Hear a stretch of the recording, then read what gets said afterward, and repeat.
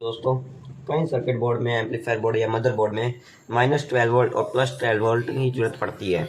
उसके लिए हम जो 12 वोल्ट, 15 वोल्ट और 20 वोल्ट के जो ट्रांसफार्मर होते हैं, जैसे कि ये वाले, जिसके अंदर सेकेंडरी वाइंडिंग के अंदर 2 तारें आती है, ये हमारे काम नहीं आते हैं। उस जगह हम 9009, 12012, 18018, 28018 और 50050 वाले ट्रांसफार्मर यूज़ में लेते हैं। जैसे कि ये वाला जो ट्रांसफार्मर आप देख रहे हो, ये 500 मिली एम्पियर, आप देख सकते हो इधर लिखा हुआ 500 मिली एम्पियर और 12012 12012 वोल्ट का ट्रांसफार्मर है। ये जो बीच में आपको जो रेड वायर दिख रही है, सेकेंडरी के वाइंडिंग के जो बीच का लूप निकाला हुआ है, और ये जो है ये हमारा -12 वोल्ट रहेगा, ये +12 वोल्ट रहेगा। जब हम रेक्टिफायर लगाएंगे उसके अंदर मैं आपको रेक्टिफायर लगाना सिखाता हूँ। सबसे पहले आपको अपना रेक्टिफायर बना लेना है, जैसे कि आप स्क्रीन में देख सकते हो। रेक्टिफायर बनाने और इससे जो संबंधित जानकारी है वगैरह है, इसके लिए मैं पहले से वीडियो बना चुका हूँ, सबसे पहले जाके वो देखिए, वो आपको देखनी ज़रूरी है। आप देख सकते हो इसके जो सिल्वर पॉइंट है वो हमारा पॉजिटिव है, और इसके जो 2 ब्लैक पॉइंट है वो हमारा नेगेटिव। और जिधर सिल्वर और ब्लैक पॉइंट और सिल्वर पॉइंट का जो कॉम्बिनेशन, उधर हमारा AC करंट रहेगा। सबसे पहले और उसके अंदर हमें कैपेसिटर लगाना भी जरूरी है। कैपेसिटर का काम होता है जो हमारी जो वोल्टेज है, DC वोल्टेज, उसको फिल्टर करना, क्योंकि ये डायोड का काम होता है AC को DC में करना। जो हमारी अल्टरनेट वेव होती है ये DC में करता है, पर वो प्योर DC वेव नहीं होती, जिससे ये कैपेसिटर का काम होता है फिल्टर करके देना। दोस्तों, हमें अब कैपेसिटर के जो नेगेटिव पॉइंट होता है, नेगेटिव पॉइंट, ये जो सफ़ेद लाइन दिख रही है नेगेटिव पॉइंट होता है, और ये उसके साइड वाला अपोजिट ये पॉजिटिव पॉइंट होता है।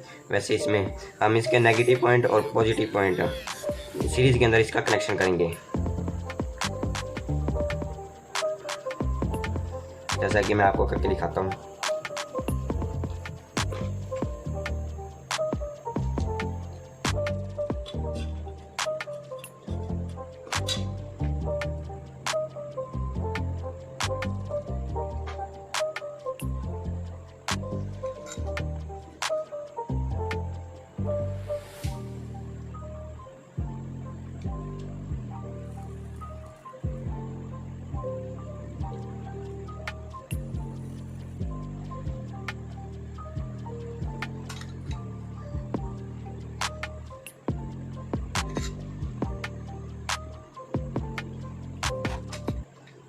दोस्तों, आप देख सकते हो इसका जो हमने सीरीज़ के अंदर कनेक्शन कर दिया है।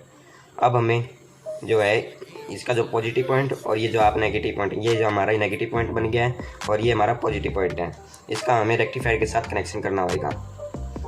दोस्तों, ये हमारा रेक्टिफायर है, जिसका हमें पॉजिटिव पॉइंट, जहाँ पे 2 सिल्वर पॉइंट है और जिसके 2 ब्लैक पॉइंट है, वो हमारा नेगेटिव पॉइंट है। अब उसके साथ कनेक्शन करके दिखाता हूँ आपको।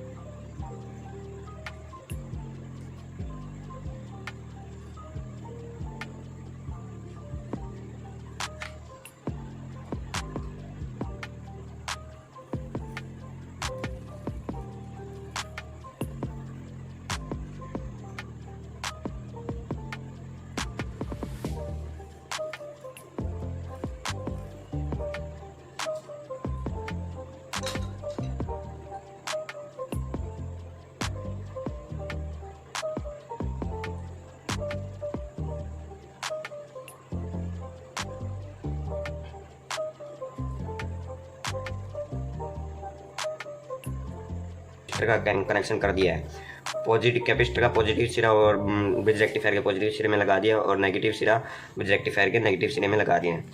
और इन 2 सिरों में हमारी जो है AC सप्लाई आएगी। बीच की तार को एक बार छोड़ देते हैं।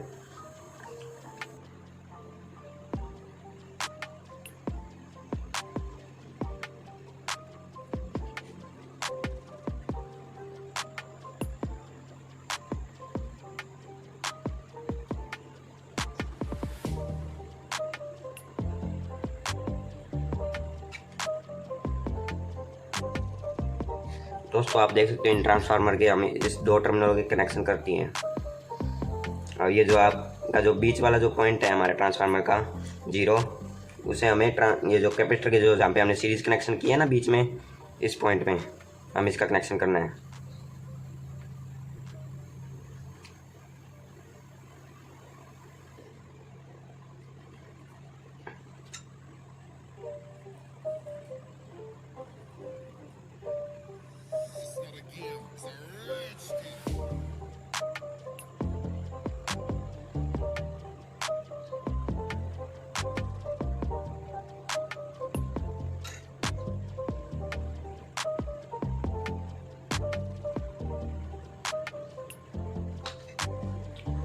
तो हमने बीच वाले पॉइंट का भी कनेक्शन कर दिया। कैपेसिटर के जो बीच में हमने जो कनेक्शन किया उसमें ही ये कनेक्शन होएगा।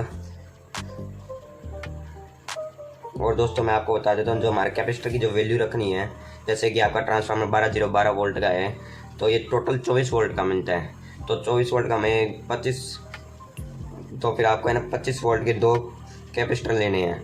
अगर आपका 50 वोल्ट का 50 का ट्रांसफार्मर है तो आपको 50 वोल्ट के 2 कैपेसिटर लेने हैं।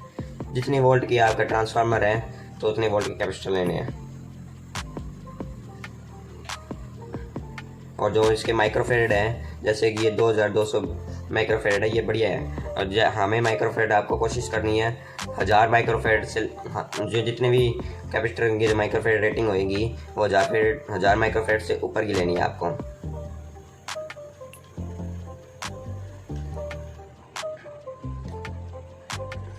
अब मैं आपको इसके अंदर सप्लाई चला के इसको चेक करवाता हूँ।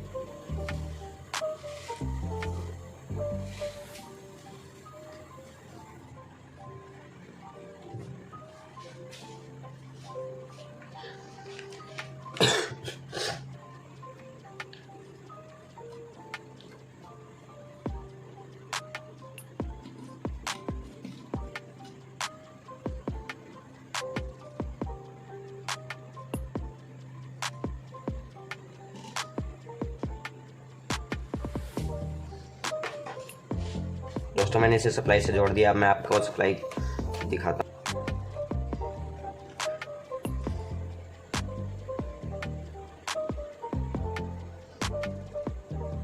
अब देखिए दोस्तों, ये 23 वोल्टेज बता रहे हैं, 24 वोल्टेज के करीब 23.6। अब जैसे ही हम ये नेगेटिव सीधा नेगेटिव में और पॉजिटिव हम बीच वाले टर्मिनल में लगाते हैं तो ये हमें पॉजिटिव 12 वोल्टेज बता रहे हैं, आप देख सकते हो। जैसे ही हम इसके टर्मिनल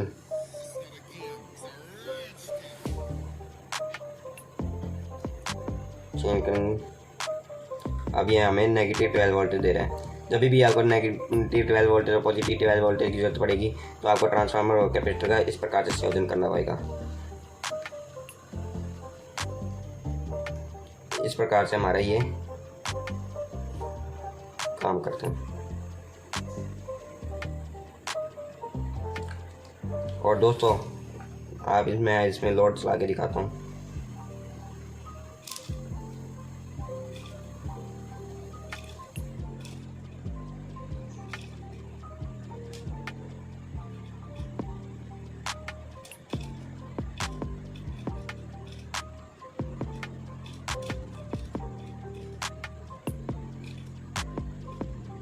बहुत चल रहा है क्योंकि ये जो मोटर है ये 775 12 वोल्ट की मोटर है।